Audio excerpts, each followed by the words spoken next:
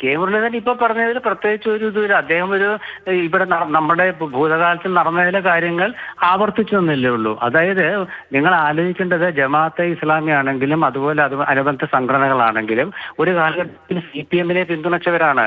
അതായത് ഗുരുവായൂർ ഉപതെരഞ്ഞെടുപ്പാണെങ്കിലും തിരുവമ്പാടി ഉപതെരഞ്ഞെടുപ്പാണെങ്കിലും അതിനുശേഷം ആലപ്പുഴ ജില്ലയിലെ ഒരു പഞ്ചായത്ത് തെരഞ്ഞെടുപ്പിലും ഒക്കെ കൃത്യമായിട്ട് അക്കാലത്ത് SDPI പോലുള്ള പാർട്ടികൾ CPM-നെ പിന്തുണച്ചിരുന്നു.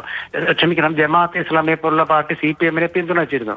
അതിനുശേഷം ഒരു നിയമസഭ ലോക്സഭാ കാലത്ത് പെട്ടെന്ന് ജമാഅത്തെ ഇസ്ലാമി ഇടതുപക്ഷത്തിന്റെ പിന്തുണ പ്രഖ്യാപിക്കുന്ന രീതിയിൽ അവർ 20 മണ്ഡലങ്ങളിലെ അന്നത്തെ മാധ്യമം ദിനപത്രത്തിലാണെന്ന് തോന്നുന്നു 20 മണ്ഡലങ്ങളെ കുറിച്ചുള്ള അവരുടെ അവലോകനത്തിൽ ജമാഅത്തെ ഇസ്ലാമിയുടെ പിന്തുണ എങ്ങോട്ടെന്ന് വ്യക്തമാക്കുന്ന രീതിയിലായിരുന്നു എഴുതിയിരുന്നത്.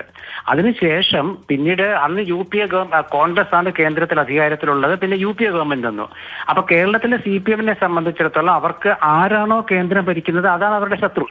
ഇപ്പൊ കേരളത്തിൽ അവരുടെ ശത്രു കോൺഗ്രസ് ആണ് ഇപ്പോഴും. ദേശീയ തലത്തിൽ അന്ന് കോൺഗ്രസ് ആയിരുന്നു, ഇപ്പോൾ BJP എന്ന് പറയുന്നു. അപ്പൊ കോൺഗ്രസിനെ ആര് പിന്തുണയ്ക്കാൻ ശ്രമിച്ചാലും അവരെതിർക്കും. ഇവർക്ക് CPM-ന് ഇപ്പൊ അടുത്ത കാലത്ത് സംഭവിച്ചിട്ടുള്ള എന്താണെന്ന് വെച്ചാൽ ഇപ്പൊ ജമാഅത്തെ ഇസ്ലാമിയുടെ പിന്തുണ CPM വേണ്ട എന്ന് പറഞ്ഞ ഏത് ഘട്ടത്തിലാണ്. ഇനി അത് മാത്രമല്ല, മുസ്ലിം ലീഗിനെ കുറിച്ചുള്ള അവരുടെ നിലപാട് നിങ്ങൾ നോക്കൂ. മുസ്ലിം ലീഗിനെ LDF-ലേക്ക് ക്ഷണിച്ചില്ലേ ഒരു ഘട്ടത്തില് LDF കൺവീനർ? അതിനുശേഷം നമ്മുടെ ഫലസ്തീൻ വിഷയം വന്നപ്പം മുസ്ലിം ലീഗിനെ കോഴിക്കോട് കടപ്പുറത്ത് സമ്മേളനത്തിന് ക്ഷണിച്ചില്ലേ? അതവർ ഇന്നെന്താ പറയുന്നത്? മുസ്ലിം ലീഗിന്റെ വർഗീയതയെ കുറിച്ചാണ്.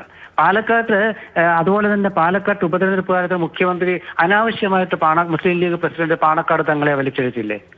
അതിനിടയ്ക്ക് കഴിഞ്ഞ തെരഞ്ഞെടുപ്പ് കാലത്ത് അദ്ദേഹം സമസ്തയിൽ തന്നെ ഒരു വിഭാഗത്തെ മാത്രം മുഖ്യമന്ത്രി കോഴിക്കോട്ട് വന്നപ്പം വിളിച്ചിട്ട് അവരുമായിട്ട് സംസാരിച്ചില്ലേ?